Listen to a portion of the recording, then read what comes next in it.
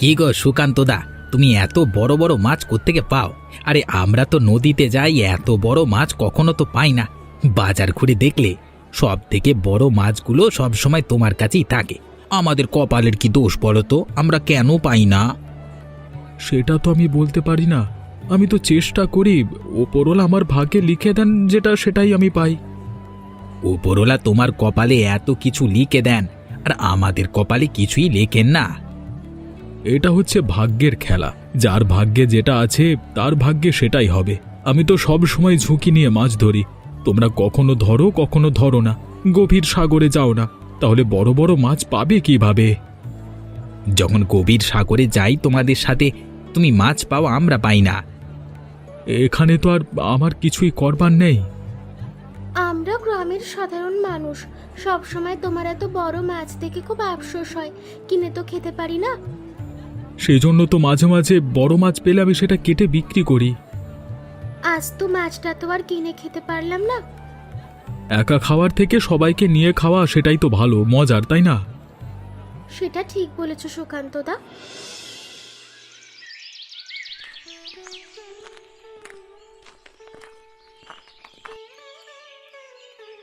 দেখো দেখো, আজকেও কত বাজার করে নিয়ে এসেছি। তুমি যা যা বলেছিলে সবকিছু নিয়ে এসেছি। আর কিন্তু কিছু বলতে পারবে না আমাকে। সব বাজার একসাথে আছে, ভালো ভালো খাবারও আছে।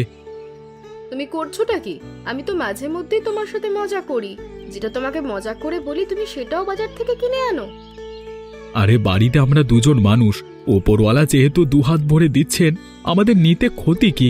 এখন আমাদের ভালো সময় কাটছে, ভালোভাবেই তো চলতে হবে নাকি? সমস্ত টাকা যদি এভাবে অপচয় করে ফেলো তাহলে ভালো হবে না তো। পরবর্তীতে এটা আমাদের কাজে লাগবে। সবটাই আমি বুঝতে পারছি। সমস্ত টাকা আমি খরচা করছি না, অনেক টাকাই তো জমানো আছে। ঘরে দিচ্ছি, তোমার হাতেও দিচ্ছি। আমার পকেটে রয়েছে মাত্র কিছু, আর কি। এত বাজার করে নিয়ে আসো, মাঝে মধ্যে সব কিছু পচে নষ্ট হয়ে যায়। নষ্ট করা যাবে না, ভালো করে বাজার করতে হবে। যেটা প্রয়োজন সেটাই আনতে হবে। পচিয়ে কিন্তু লাভ নেই। পচে যাওয়ার আগেই মানুষকে দিয়ে দেবে, তাহলে মানুষ আশীর্বাদ করবে। সেটা তো আমি করি, মাঝে মধ্যে হয়ে যায়। যাই হোক, এত কথা বলো না। বাজারগুলো নিয়ে ঘরে চলো, সবগুলো ঠিক করে রাখতে হবে।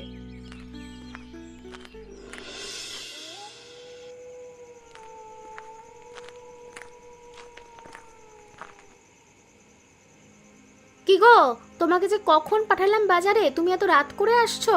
তারপর আবার এত অল্প বাজার, সমস্ত জিনিস তো মনে হচ্ছে আনোনি। একটা ঘরে এত বাজার লাগে সেটা তো আমি ভাবতে পারি না। এত বাজার দিয়ে কি করো তুমি? এটা আবার তুমি কেমন কথা বলছো? ঘরে তুমি আর আমি দুজন, তুমি কি বলতে চাইছো বাপের বাড়িতে আমি সব পাচার করি? সেটাই তো মনে হচ্ছে। মুখ সামলে কথা বলে বলছি, আমি কিন্তু চোর নই।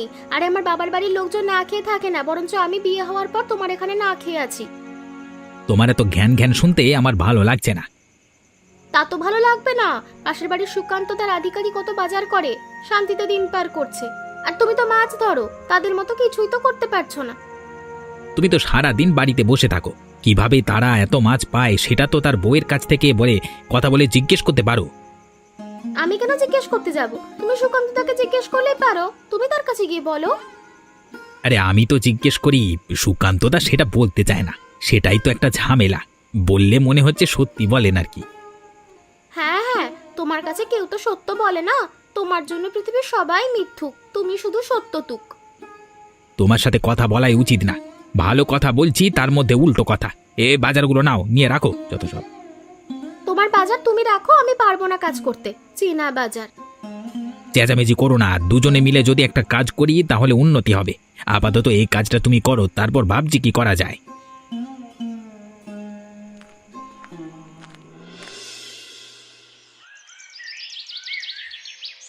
কি গো বৌদি, তা তোমাদের সংসারটা কেমন চলছে? আগের চেয়ে ভালো নাকি? হঠাৎ করে এটা কেন জিজ্ঞেস করলে? আরে না না, আমার স্বামী বলল তোমার স্বামী নাকি অনেক বড় বড় মাছ ধরে, সেজন্যই জিজ্ঞাসা করলাম। বড় মাছ তো সবাই ধরতে চেষ্টা করে। যার ভাগ্যে যেটা হয় সে সেই মাছই পায়, আর যে না পায় তার ভাগ্য খারাপ। তাহলে তো স্বামীর ভাগ্য আমার চিরদিনই খারাপ, সে কখনোই বড় মাছ পায় না। সংসারে আয় উন্নতি বলতেও কিছু নেই। আরে আমরা বড় মাছ বিক্রি করতে পারি না, সেজন্য বাড়িতে রেখে দিই। পরদিন যদি বড় মাছ না পাই তখন সেই বড় মাছটা বিক্রি করে ফেলি। কি বলছো? বড় মাছ বাড়িতে রাখো? একদিন রেখে দিলে নষ্ট হয়ে যায় না? আরে না না, নষ্ট হবে কিভাবে? শীতের দিনে মাছ নষ্ট হয় নাকি? তারপর কোনো সমস্যা হলে বরফ দিয়ে রাখি। কি যে বলো না বৌদি তুমি। আমরা তো আর 1 মাস রেখে দিচ্ছি না ঘরে। তাজা মাছ বাজারে বিক্রি হবে না, সেজন্য ঘরে রেখে দিই। কখনো কখনো বরফ দেওয়ার দরকার হয় না, এমনিতেই শীতের মধ্যে ভালো থাকে। কিছু মাছ তো জীবিতও রাখি। যাক, যেভাবে ভালো হয় সেটা তোমাদেরই ইচ্ছা। আমাদের অত মাছও নেই, চিন্তাও নেই।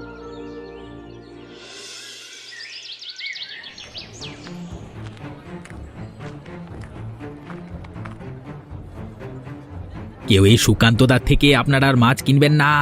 সুকান্তদা এখানে লোক ঠকানোর ব্যবসা করে পচা মাছ বিক্রি করে। কি হয়েছে রতন? হঠাৎ করে এমন ব্যবহার করছো কেন? কিছু হয়েছে নাকি? সমস্যা হয়েছে? আপনি যে ঠকবাজ, মানুষ ঠকিয়ে ব্যবসা করেন, মাছ বিক্রি করেন, সেটা আমরা জেনে গেছি। আজকের পর থেকে কেউ আপনার কাছ থেকে মাছ নেবে না। আমি তো ভেবেছিলাম তোমরা মজা করছো, এখন দেখি সত্যি সত্যি। কি হয়েছে আমাকে বলো। সুকান্ত দা আবার কি করেছে? তিনি তো সবসময় ভালো মাছই বিক্রি করে। শোনো সবাই, সুকান্ত তার বাড়িতে মাছ রেখে দেন। মাছ পচে গলে তার সঙ্গে দূষিত রাসায়নিক পদার্থ ব্যবহার করে মাছগুলোকে তাজা রাখেন। একদিনের মাছ অন্যদিন বিক্রি করেন। না না, এটা আমরা কোনোভাবে বিশ্বাস করছি না।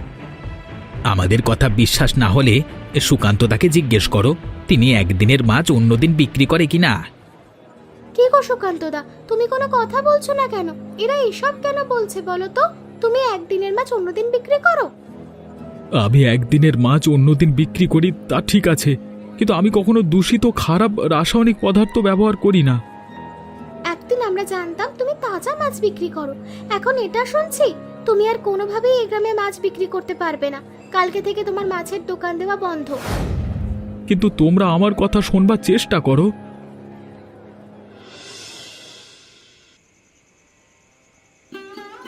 ঘরে এত জমানো টাকা ছিল, আস্তে আস্তে তো সব ফুরিয়ে যাচ্ছে।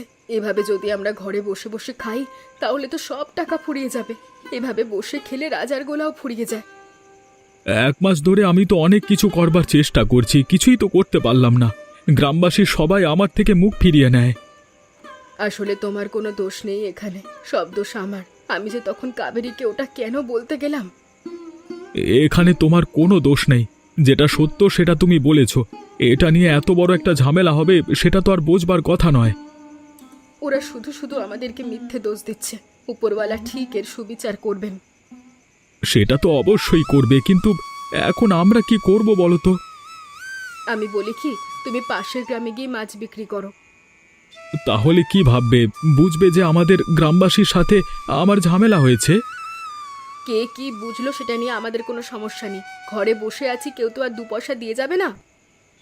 আচ্ছা ঠিক আছে, কালকে দেখি কি করা যায়। ওখানে আবার হয়েছেটা কি? লোকজন সবাই ওখানে ওরকম ভিড় করে দাঁড়িয়ে আছে কেন? নিশ্চয়ই কোনো বড় বড় মাছ বিক্রি হচ্ছে। যাই তো গিয়ে দেখি তো।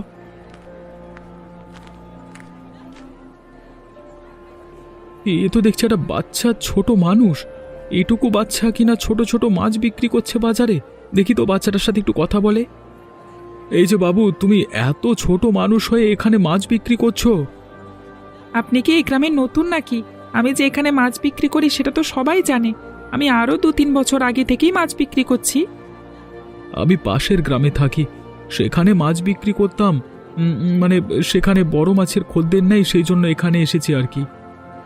ও আচ্ছা, আমাদের এখানে বড় মাছের ভালোই খদ্দের আছে, তবে ছোট মাছের খদ্দের আরও বেশি। আমি ছোট ছোট মাছ ধরে সেগুলো বিক্রি করেই দিন চালাই। এই কনকনে শীতের মধ্যে তুমি বাজারে ছোট মাছ বিক্রি করছো?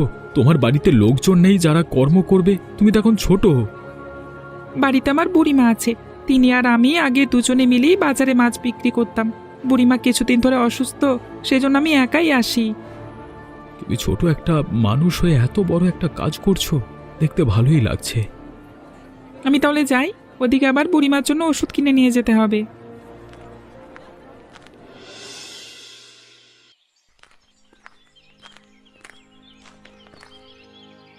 কি হয়েছে বাবা? গত দুদিন ধরে তোমাকে মাছ বিক্রি করতে আসতে দেখছি না, আবার এখন দেখছি তুমি এখানে একা একা বসে গাছের নিচে কাঁদছো। কি হয়েছে বলো আমাকে।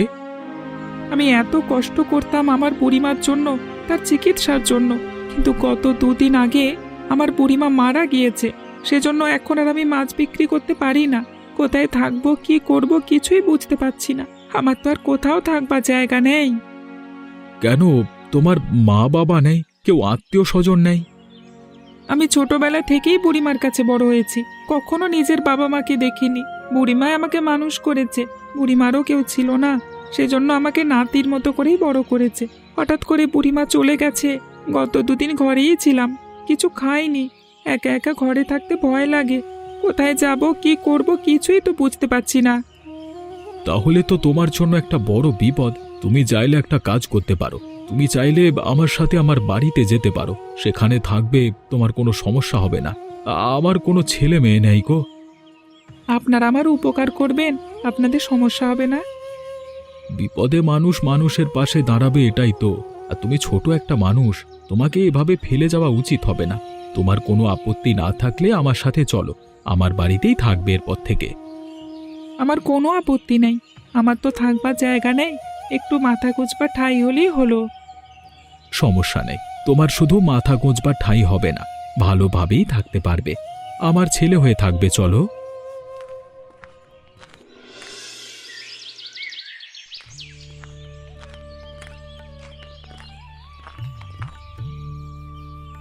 কই গো, তুমি কোথায় গেলে? দেখো কাকে নিয়ে এসেছি। আরে এইদিকে আসো, তাড়াতাড়ি আসো। কি হয়েছে? এত চেঁচামেচি করছো কেন? আমি দুপুরবেলা বাড়ির কাজকর্ম করছি, তোমার জন্য তো আর বাঁচতে পারলাম না। এত চেঁচামেচি করো না তো তুমি বাড়িতে এসে। দেখো কাকে সাথে নিয়ে এসেছি। তা তো দেখতেই পাচ্ছি, কিন্তু এই ছেলেটাকে তো চিনতে পারলাম না। একে আবার কোত্থেকে নিয়ে আসলে? ওকে আমি যে পাশের গ্রামে মাছ বিক্রি করি, তোমাকে বলেছিলাম না? ছোট একটা বাচ্চা ছেলে, খুবই ভালো, গ্রামের সবাই তাকে ভালোবাসে, সবাই তার কাছ থেকে মাছ কিনে নেয়। এই হচ্ছে সেই ছেলেটি। ও আচ্ছা, তুমিই তো বলেছিলে আমাকে। সেই ছেলেটা না? বাহ, দেখতে তো ভারী মিষ্টি। তা হঠাৎ করে কি মনে করে বাড়িতে আনলে? ওর বাড়ির লোকজন জানে তো? না বলে আবার আসেনি তো? তাহলে তো বাড়ির লোক চিন্তা করবে। বাড়িতে ওর বুড়িমা ছিল, তার জন্য কষ্ট করে মাছ ধরতো, মাছ বিক্রি করত। গত দুদিন আগে ওর বুড়িমা মারা গিয়েছে, সেজন্য এখন আর কোথাও থাকবার জায়গা নেই। রাস্তার ধারে বসে বসে কাঁদছিল। আমি ওকে আমাদের বাড়িতে নিয়ে এসেছি রাখবো বলে। তুমি কি বলো তো? এটা তো তুমি ভালো কাজ করেছো। আমাদের সঙ্গে থাকলে কোনো সমস্যা নেই। আসো আসো, তুমি আমাদের ছেলে হয়ে থাকবে।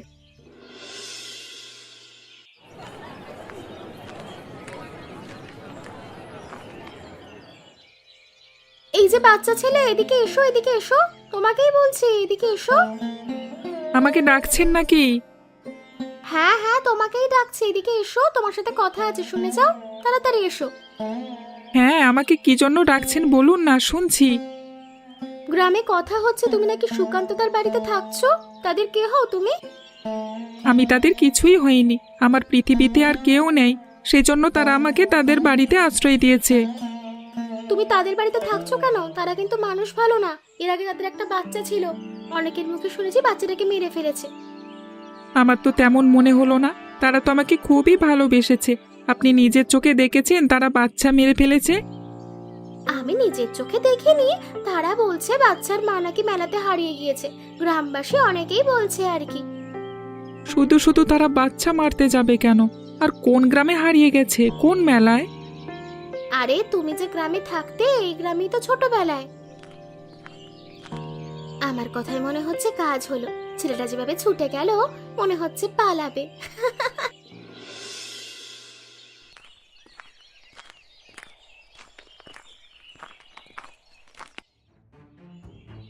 কি হয়েছে রে বাবা? এত তাড়াতাড়ি তুই আজকে চলে এলি খেলা থেকে? মনে হচ্ছে ছুটে এসেছিস। কি হয়েছে? আপনাদের নাকি একটা ছেলে ছিল অনেক আগে, আপনারা তাকে মেলার মধ্যে হারিয়েছেন। অনেকে বলছে তাকে আপনারা মেরে ফেলেছেন। আসলে সত্যটা কি সেটা জানতে চাই। তোকে সব কে বলেছে? আমরা আমাদের ছেলেকে মারবো কেন? এসব কথা কে বলেছে বল? এসব কথা কে বলেছে না বলেছে সেটা নিয়ে কোনো দরকার নেই, আমি সত্যটা জানতে চাই, আসলে কি হয়েছে। হঠাৎ করে তুই এ প্রশ্ন করছিস কেন? কেন জানতে যাচ্ছিস সেটা তো বল। আমি যেটা জিজ্ঞেস করছি সেটা বলুন, তারপর আমি বলছি। তা অনেকদিন আগের কথা, প্রায় বছর 10 হবে বা তার চেয়ে কম। আমার ছেলেকে নিয়ে আমি একটা মেলায় গেছিলাম। হঠাৎ করে কালবৈশাখীর ঝড় শুরু হলো, বন্যায় পানি ঢুকতে থাকলো গ্রামে। আমি কোনোভাবে বেঁচে আসতে পারলেও আমার আমার ছেলেকে নিয়ে ফিরতে পারিনি। গ্রামবাসী অনেকেই সেটা নিয়ে আমার সাথে কটু কথা বলেছে যে আমার ছেলেকে আমি হত্যা করে এসেছি, নিজে বেঁচে থেকেছি। কিন্তু আমি কোনোভাবেই ইচ্ছে করে আমার ছেলেকে ছেড়ে দিইনি। দরকার হলে আমি নিজে মরে যেতাম। আপনার ছেলের নাম কি বলুন তো? আমার ছেলের নাম তো ছিল মধু, আমার নাম রাধিকা, আর স্বামীর নাম সুকান্ত। কি হয়েছে বল না। যে বুড়িমা আমাকে মানুষ করেছে তিনিও আমাকে বলেছেন আমাকে কুড়িয়ে পেয়েছেন মারা যাবার আগে, বন্যার পরে। আপনাদের যে নাম, আমার বাবা মার নাম একই মিলে যাচ্ছে। তাহলে তাহলে তুই আমাদের মধু? উপরওয়ালা, তুমি কি আমার কপালে এতই সুখ রেখেছিলে? আমি আমার ছেলেকে আবার ফিরে পেলাম।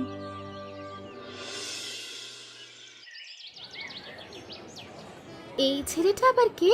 ওকে তো চিনতে পারলাম না। আমাদের গ্রামে নতুন এসেছে নাকি?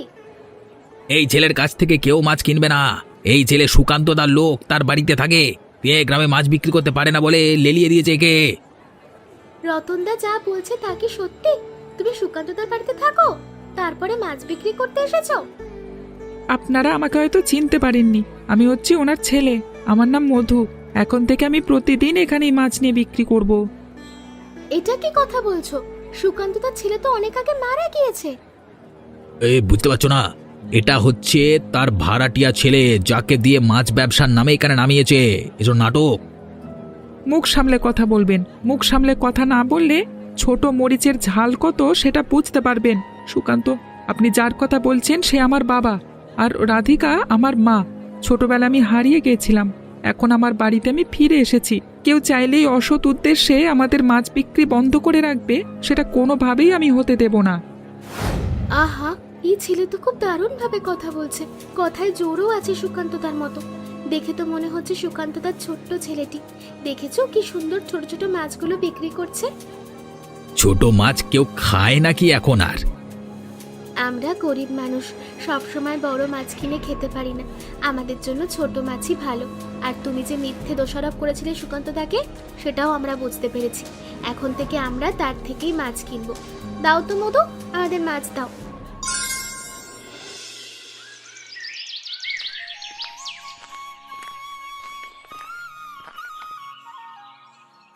দেখো দেখো, তুমি তো বলেছিলে আমার ছেলে মাছ বিক্রি করতে পারবে না, সবাই তার সাথে ঝামেলা করবে। সব মাছ বিক্রি করেছে, বাজার নিয়ে এসেছে। আমি তো আরো যেতে নিষেধ করেছিলাম।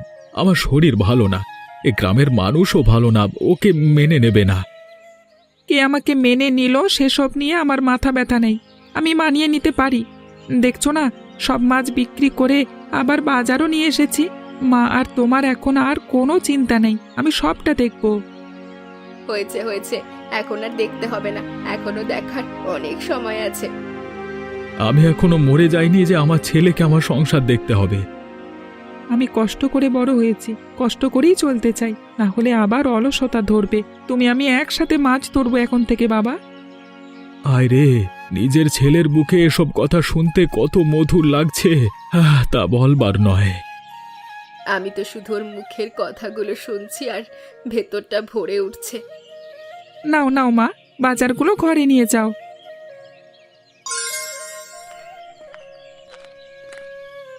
এমনই মজার মজার গল্প দেখতে চাইলে আমাদের চ্যানেলকে সাবস্ক্রাইব করতে ভুলবেন না।